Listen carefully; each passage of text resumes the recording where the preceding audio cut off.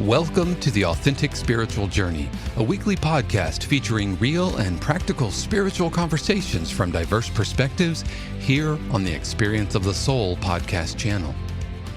Today, episode 235, Stress-Free Christmas. And now your host, Reverend Cynthia Alice Anderson. Hello and welcome to the Authentic Spiritual. Hey, you're living.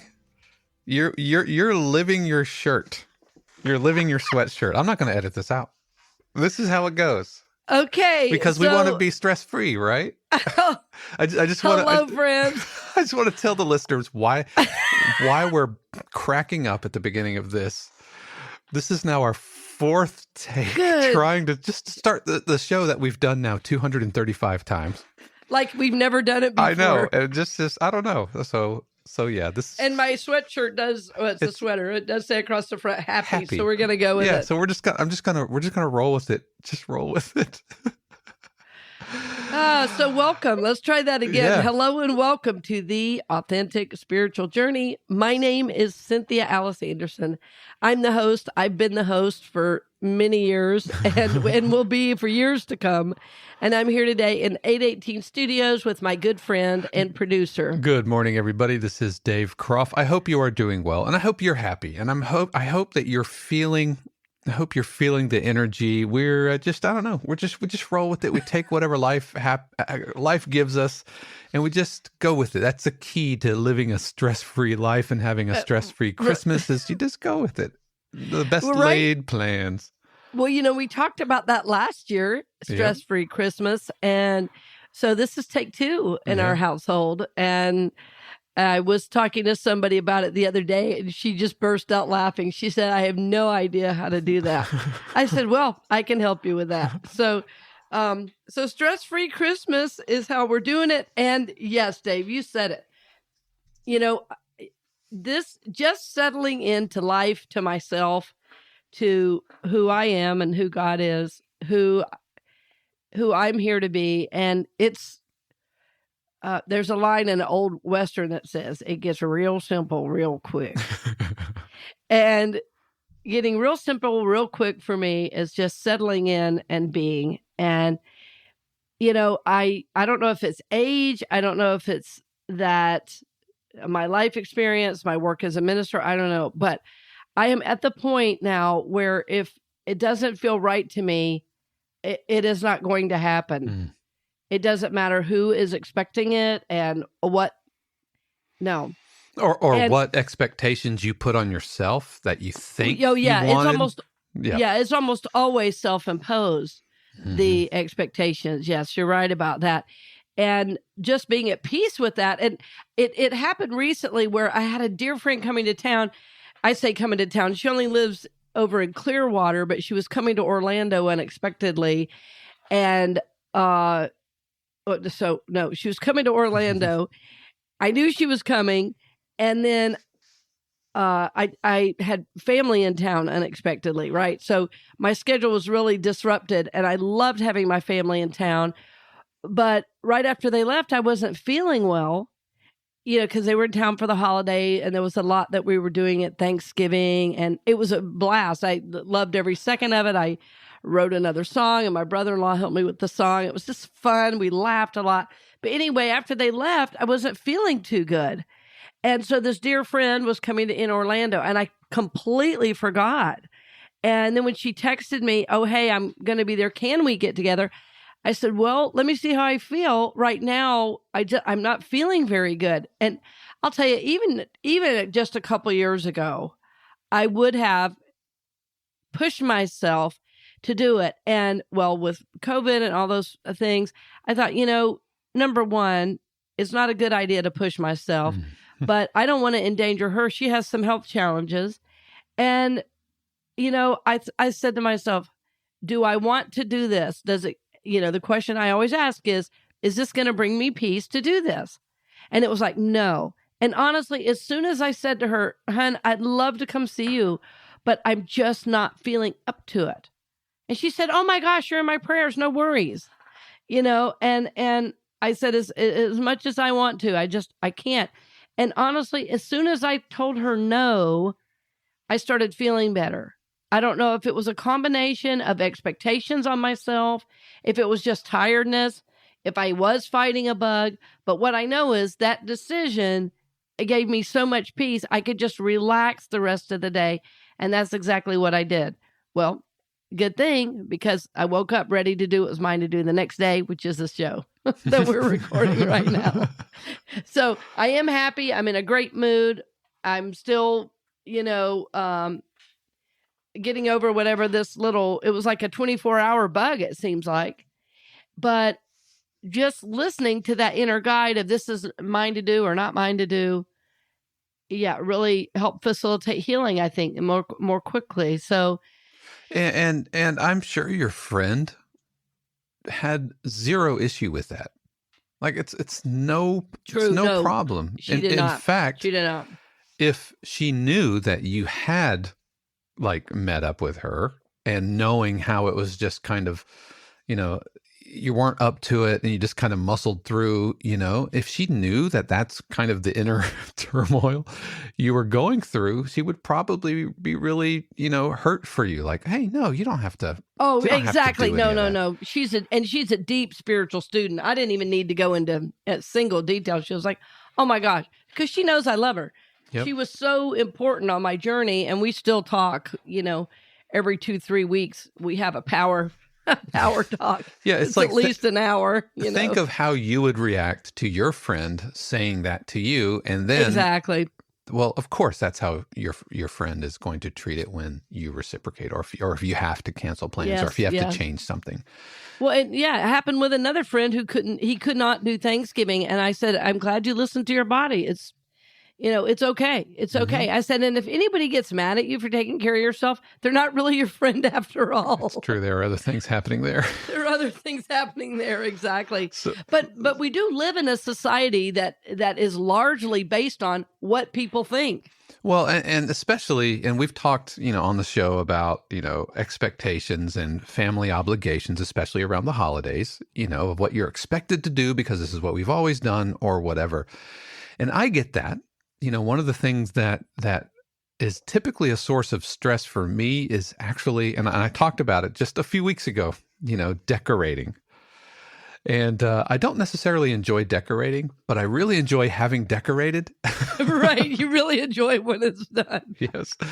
But some of the things that I've done to simplify is like the lighting outside, like all of that. Right. Our neighborhood, it's almost kind of expected, but even that doesn't feel pressure. I just know that Shannon loves it, and I love it when it happens. But I found a way that I can do it, knock it out pretty quick. I'm happy with it. Just run some lights. I don't get onto like ladders and Clark Griswold going up on the roof or anything like that.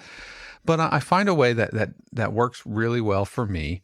Another source of stress is we have cats and Christmas trees and cats and Christmas trees with literal cat toys hanging off of every branch. I mean, and so we have a cat named Alan who is a mess, and he's really the first cat who has just gone full bore cat like tree, literally climbing up the tree. And so this year we've decided that we're not going to put any ornaments on the tree. We've put some garland and we put some large decorative kind of things into it. But what we're not going to do is hang all of the ornaments that we feel we should, because it's beautiful when we do it.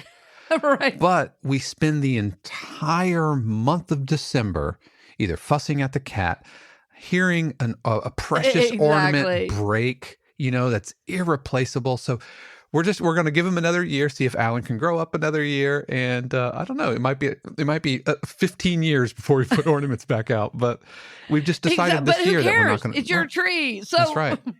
Well, last year we didn't even do a tree. We did, I have this, it's pretty large for a plant. It's a Norfolk Island pine, and it's in a big, pot that's probably, 18 inches across, right? So it's pretty large flower pot, and it's out on our back porch. And I did one tiny little string of white lights and like 6 ornaments that were like weatherproof. And Josh and I loved it. That was an awesome Christmas for us. And there was something kind of Charlie Brownish about it. I was about to say like a Charlie Brown Christmas. my home is not large. I have a beautiful. I'm in I'm the small house in the upscale neighborhood, and I love this home and I love this neighborhood. And I finally figured out where I am going to put a tree this year. So pretty excited about going to get one. But anyway, yeah, it's all those choices that you're saying, Dave, are so important. And it's so important for you to feel good about it rather than some internal push to do it. And, I was thinking back, especially having family here, I was really reminiscing about some of the great memories of my childhood. And we when I'm with my sister and especially her husband, he is constantly talking and joking. And so it's hard not to be laughing all the time. But I was thinking back to some of our family traditions, that were really great. And then I remembered one Christmas where my dad was really sick. My grandmother had this stuff going on. And I decorated, I don't know, I was probably 14. I decorated the entire house. I put up the tree and I wrapped all my mom's presents, including my own. I wrapped my own presents. And I remember thinking, this is no, bleep. You need to bleep that. Fun, but it's what you did. It's what you did.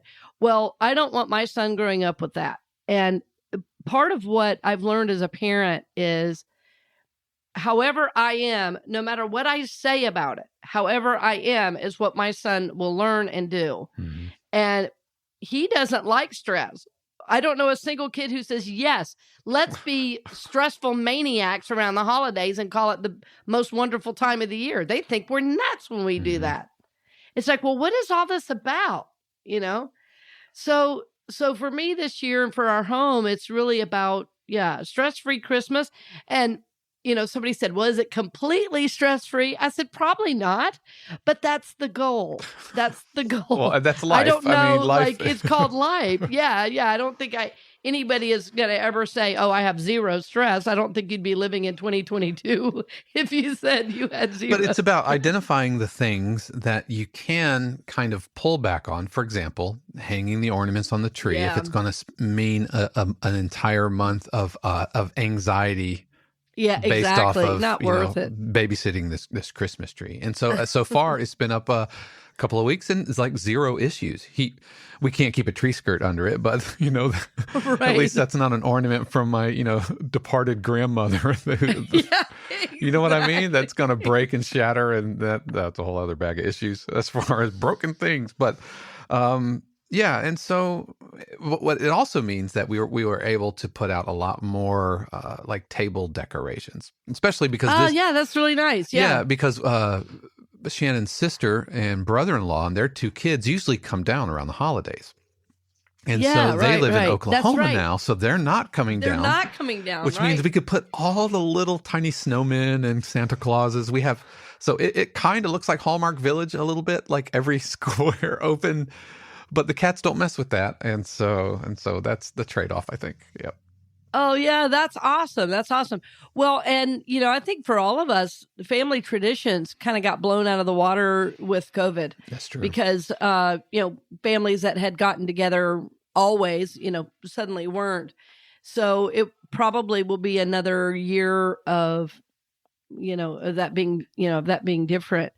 But I think it's probably good that that old phrase of upsetting the apple cart. I think change is always good and healthy. Yeah. In my neighborhood, because I live in this older, it's probably, I would venture to say, the oldest downtown neighborhood in Orlando. It's cobblestone streets. It's very quaint. Hell on your car, but it's very quaint. I do not enjoy driving through your neighborhood. Right. It's beautiful to look at. But we even still in this neighborhood have a progressive dinner at Halloween. There's like a Halloween parade for the kids. And so there are things that remind you of what might have been done 50 years ago. That's how long, 100 years ago, that's how long some of this stuff has been happening, in this neighborhood. So I still get a handwritten note about what do you want to bring for, the progressive dinner. Of course, normally I'm working. So I was like, could I possibly participate this year? But I just love that it happens. I love that that's my neighborhood and that it still happens. So anyway, I may be digressing, but stress-free for me is a state of happiness. It really, to get back to that. And what makes you happy is going to be different than what makes me happy. And what's so cool about our individual journey is, as we're tapping in and listening to our inner voice, we trust that. We don't have to have a priest or a minister or a rabbi tell us. We know. We know. But for me, this season is about love and joy and peace. It's also about bringing in this quiet, beautiful energy. And with all the hubbub of the gifts and the have-tos, sometimes I would say it almost always gets lost in all of that. And, all the traditions of the gifts, even the colors of the thing we use, all relate back to Jesus's birth. These are not things that are just done willy-nilly. And I've, given messages on it and things in the past. But my basic learning is that, to boil it down, is that this is to be a season of peace, and the gifts we give are symbols of the gift of the Christ child, right? So it's why I often talk about giving gifts that are handmade, or I'll talk about giving gifts that are really spiritually guided. Like that last week was about, spiritually guided giving, and thinking about, praying about even where do I go to shop, and then praying about what can I give that's special this year. Nobody needs another fuzzy lampshade, but something done with thought, with feeling, with love, with generosity, with grace, with forgiveness. These are the type of gifts to be giving. Or is there something of yours that you have that you could give to a family member that would be really meaningful, and you could give them a story about it, a family story? To me, this is what makes Christmas, not who can spend the most money and go into the most debt. So I hope you're not going into debt this Christmas. I hope you are, mindful. I hope you are at peace. Our prayer for you is that you are just sensing what's yours to do and moving into this space of grace for yourself and for your family. And just realizing it's just drop all those have-tos. When I started doing it, I'll speak for me. When I started doing that for the first time, well, I remember the first time, and I've talked about this a little bit, when I decided not to go to Georgia for a holiday, it was so freeing. I felt like scales were falling off. I mean, it was just like, just the weight of all that have to dropped away. Well, I think if I would not have really listened to my soul there, it'd be harder to do what I'm doing now. But now just this idea of, if it's bringing me stress, it's probably not mine to do. And what's so interesting about this whole idea, and stay with me if you can on this, because so I was preparing for my family to come into town. I told you they were here, and it was a blast. Well, they ended up leaving a little later than I thought, and I'd kind of rearranged my day so that I wasn't working when they arrived. But, I-4 traffic, holidays, they hit all this traffic, and we're running late. Well, long story short, I had this amazing opportunity come forward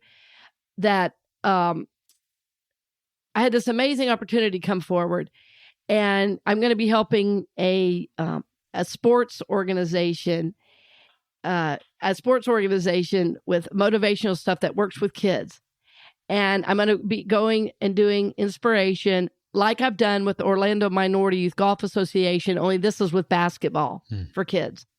And the man who runs the program, was professional basketball star. He's played all over the world, in Israel and Syria and just all over the world, Asia. I mean, he's played everywhere.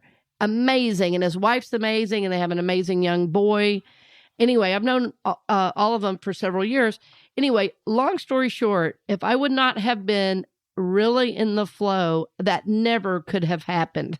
I mean, the number of things that had to line up for me to be able to go.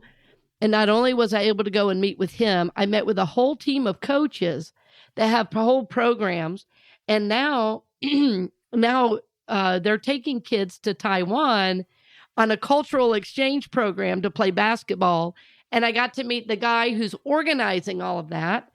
And not only that, I got to meet the sheriff who's in charge of the police league, basketball league. Anyway, it was just one opportunity after another that was packed into 1 hour. And now I'm going to be able to support their efforts to go to Taiwan, as well as it was an opportunity to potentially go into this man's business because he had never heard of me and I had never heard of him. But it turns out we know a lot of the same people because he's very involved in the area of a Orlando suburb called Kissimmee. That's not really a suburb. What is Kissimmee? I guess it's its own city. Yeah, it's its own city, but I would call it a suburb for sure. I mean, that's how I think of it. But I do know a city commissioner there, and I've worked with imams in that area. And it's like, okay, Spirit really wants me for whatever reason right now to do some work in Kissimmee. So, but why am I saying all this? Well, if I was overplanned and overstressed, which sometimes I have to be very planned because I support people. My schedule is every 50, on the hour. I'm either seeing someone, I'm talking to my president of the leadership council at church. I have a variety of things I do, or I'm planning for a podcast, right? So my schedule has to be not regimented, but scheduled. So when I just made space in my schedule, it was like, you know what? This is family time. I want to clear my afternoon so I'm present for my family. And then it was like this text, can you come here today to do blah, blah, blah? And it was like, well, yes, I can. It was just so wild. And I call those a God job. There's just no way my mind could have thought of all that. And I got to spend time with the kids. I got to do their prayer at lunch. And I got to communicate with all of them. And the coach said, she's going to come back and do some stuff. So I'm really excited in the new year to be supporting kids because, frankly, I really miss working with kids. I really miss teaching. I love being around kids. So it's going to be a great opportunity. And I really feel, and it's not for money, friends. This is a way for me to give my gifts, right? This is a way for me to give my gifts. But what I know is every time I give my gifts, other opportunities come. So like the business one, I've already heard from him again.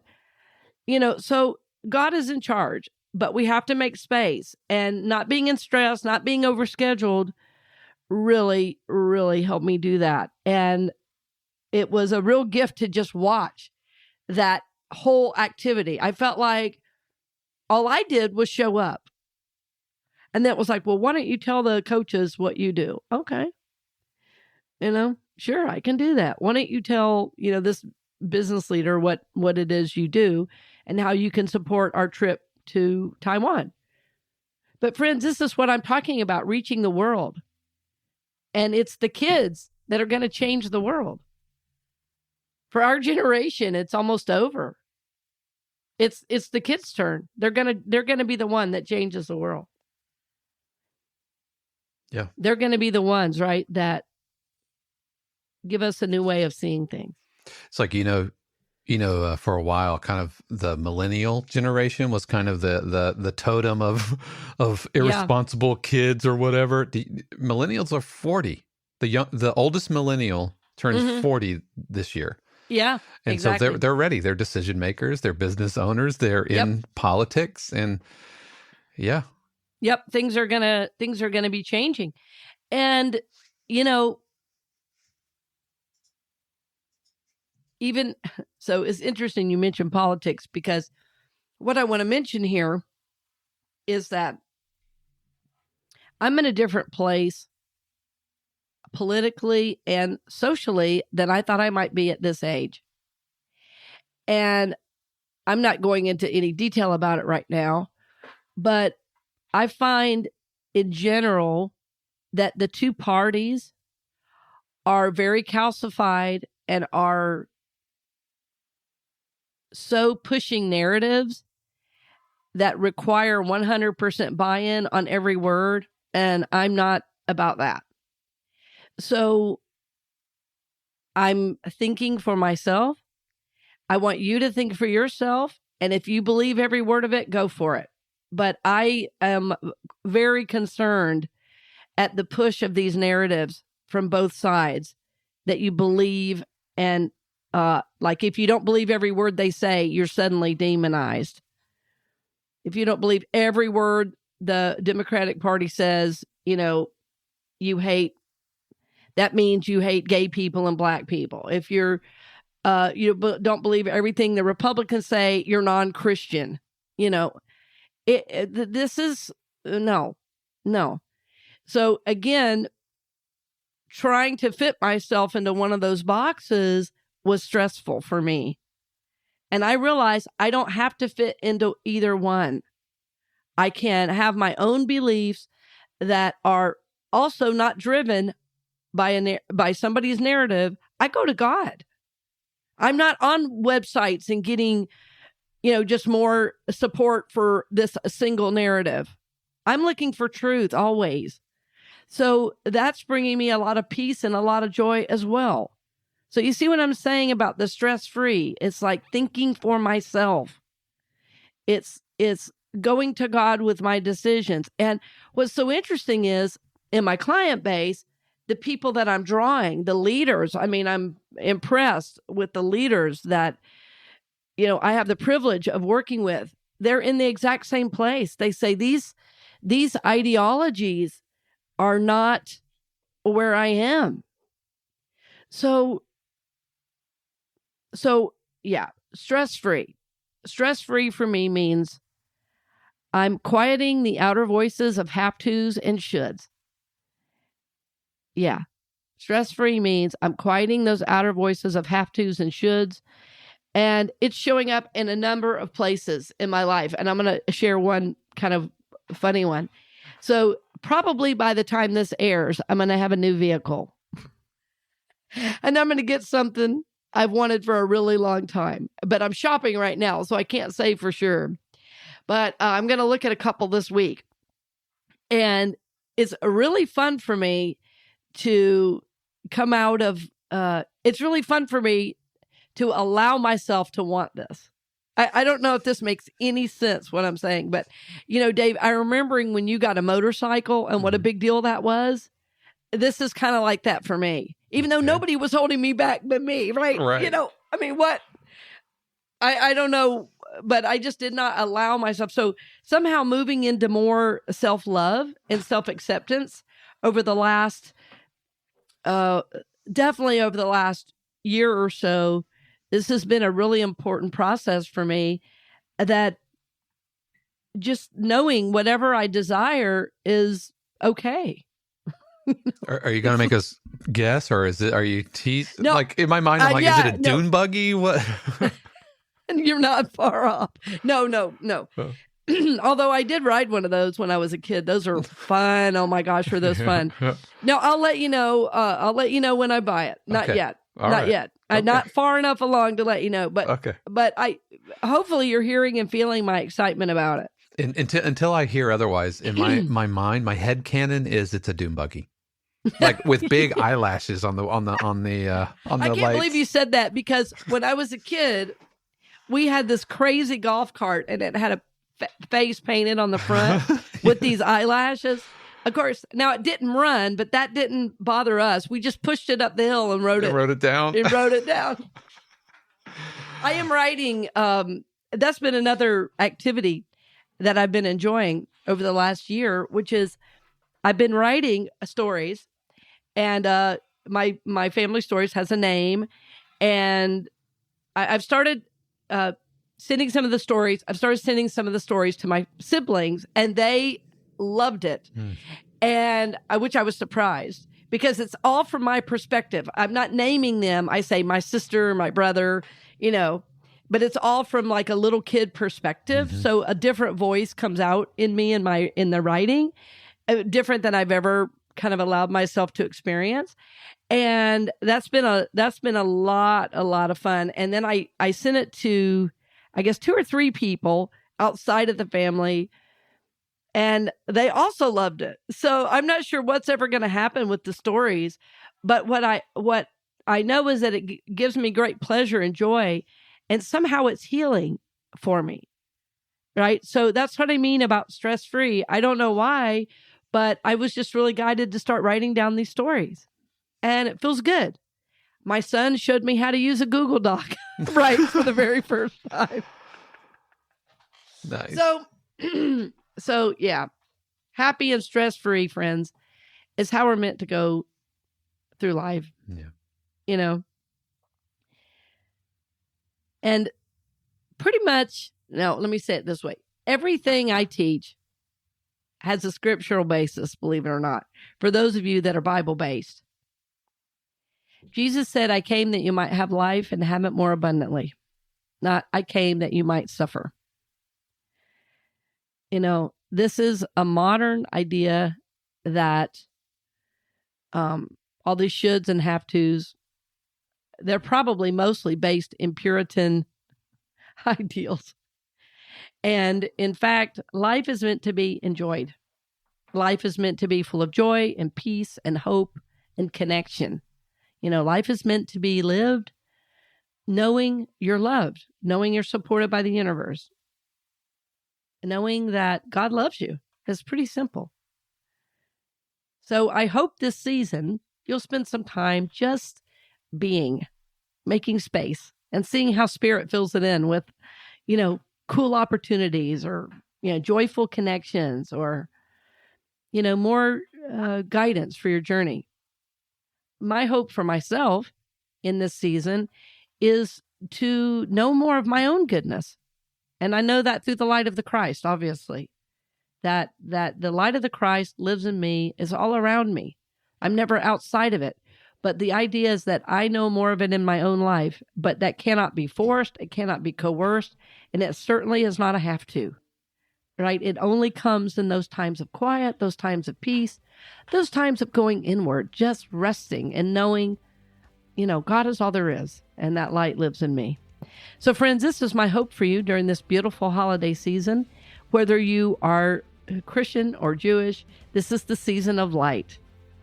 Right? So we're blessing you. We're sending love your way.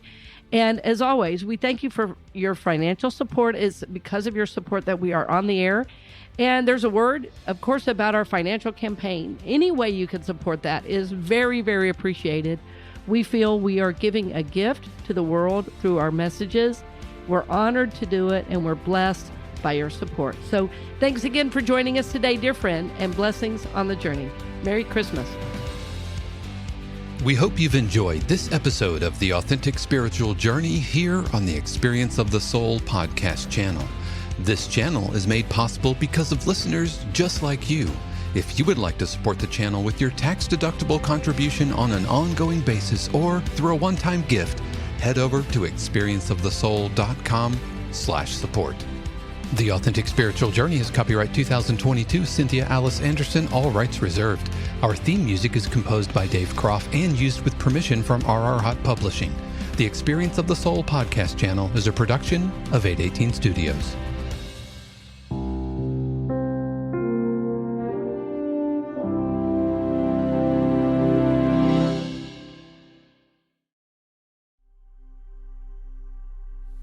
Thank you for listening to the show today, dear friends. I'm always happy to have you along the journey. If you're seeking deeper work, though, I'm going to invite you into one-on-one coaching with me. In my coaching work, I get to glean from my over 30 years of experience of working with individuals and leaders in the community on their spiritual journey. So I have a wealth of information that will help you along the journey, and it will be supportive. It will be supportive of your dreams, goals, and desires, but it will also be confrontive, because I am going to help you confront those limiting patterns and beliefs and help you break through those aspects and move into looking at life in a more holistic way. So even though it will be confrontive and at times even challenging, you will learn to grow, you will learn to prosper, and you will evolve into the person you have always wanted to be. Friends, the answers lie within you, and I am so honored to help empower you to live that truth and that goodness in the world. If you want to learn more about coaching with me, simply go to CynthiaAllisAnderson.com and go to the coaching section for more information. That's CynthiaAllisAnderson.com and go to coaching, and I'll be happy to set up a one-on-one call so we can discuss how I can best support your journey. Thanks again for joining me today, dear friend, and blessings on the journey.